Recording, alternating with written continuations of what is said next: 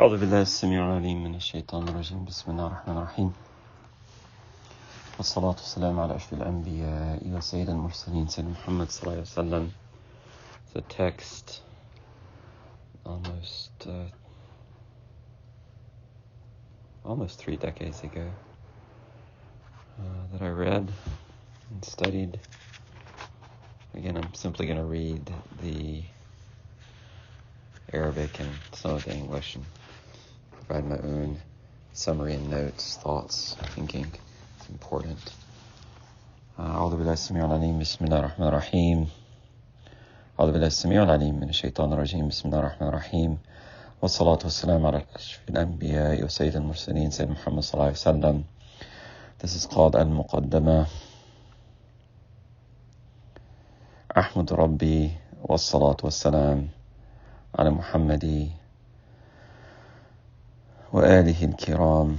There's a specific type of adab, specific type of literature that is written and taught after the time of the Prophet Muhammad ﷺ to celebrate the praises of our Lord, to celebrate the sanctified nature of the families of the prophets, and especially the family of the Prophet Muhammad ﷺ.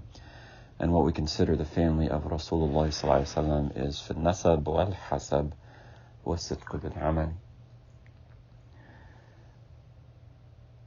ما فاز ذو سامة بطا والنجاة والسبع ألف من الخيرات. So this is again a reminder.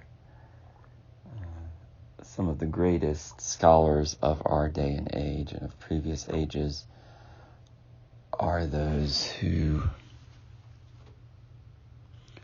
are not consumed by vain desire in speech, in word, in appetites.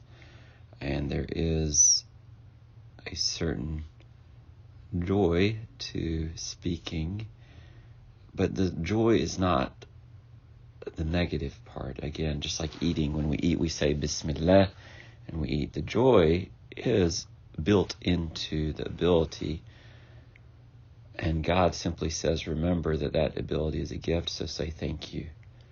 And that's really the essence of every faith with our relationship to God. With our relationship to people, that's a whole different area that, if delved into, we'd find is really situational, based on the person, the age, the time, the conduct, the circumstance. It's going to require us to use our mind and our heart and our abilities to bring about the best type of result in order to achieve homeostasis, balance in the world, kindness in the world, love in the world. So words, we know those who are devoted to a balanced approach to speaking or not speaking will succeed. And this is what this specific scholar is saying. As long as the person obtains a certain healthy level of silence, they will have gained the greatest amount of safety, due to the fact that we won't have to answer, each individual person will not have to answer to God for all the words that they have spoken or not.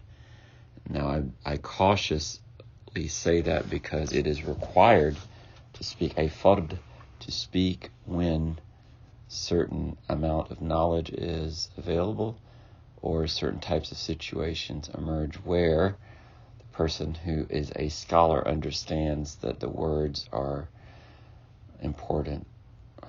So I read this ayah, one of my favorite ayahs, and I'll go straight to where I'm going with this, is لا تجعلوا الله عرضة لأيمانكم أن تبروا وتقسطوا وتصلحوا بين الناس أو كما قال رب العزة, is the way of teaching. We should not allow a promise we make to prevent us from being good people. And that's a verbal agreement. So from being good people or bringing about kindness and love and some level of equity and justice, and to the bir is showing the best possible conduct, or prophetly, saintly conduct with everyone, perfected conduct that is loved and sweet and beautiful So yes, word is important. Our word, especially when it comes to prophetic words, kafa billahi shahidan bayni wa baynakum, the word was enough. When they were going to do something good, it became a duty to try their best to fulfill that word. Sadiq al-wa'ad. So the sons of Abraham were known for fulfilling the promise and carrying it out until they got further direction from God, or that they were enlightened to understand that divine teaching points to something that is better and greater, inshallah ta'ala. And some of the ayat in the Quran, again, I'll refer back to this, is بِمَا تَقُولُونَ مَا لَا تَفْعَلُونَ. When you intend to do something good, you should try your utmost to fulfill that promise.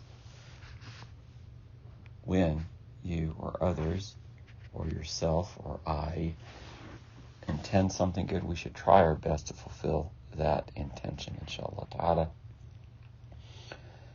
And we will not be taken into account for things that are beyond our immediate ability, but there are fard ayn, and this is where this text is coming from, this specific written memorandum or teaching from a scholar, is that we should, to the furthest extent possible, fulfill what scholars know is an obligation upon each individual and each group of people. And scholars differ about what a group constitutes. It could be 5, 10, 30, 100, 300, 10,000, depending on the type of ruling and the type of ability that person has. For example, a hospital has to be within a certain radius, or a doctor, someone who is a healer, someone who is a teacher, someone who is a scholar, someone who is a gardener, someone who is a farmer. All of those are actually fard ayn or fard kifaya. And there are spiritual doctrines that have to be fulfilled as well, right? Security and peace and building homes. All of those become obligatory acts in my faith. And this is simply saying the less we speak and the more we do fulfill the words we have spoken, the better we will do in the long run, inshallah ta'ala. هذا.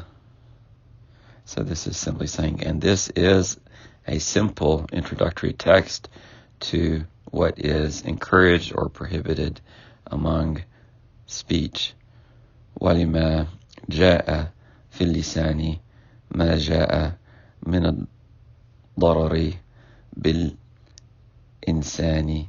So there are certain things that cause a great amount of harm by a simple spoken word. وَالسَّمْعُ وَالْبَصَرُ يَشْهَدَانِ.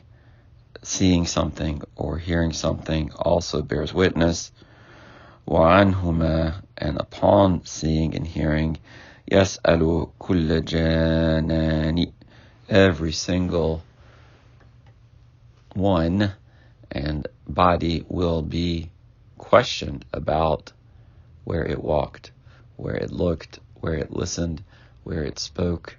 Madakhil. It's important to understand that even the great companions would hold their tongue and say, be aware of what you say and speak, because for them, especially as the closest to Rasulullah, they have to know that they hold a greater burden, and we do as well. May Allah accept and forgive us and guide us all.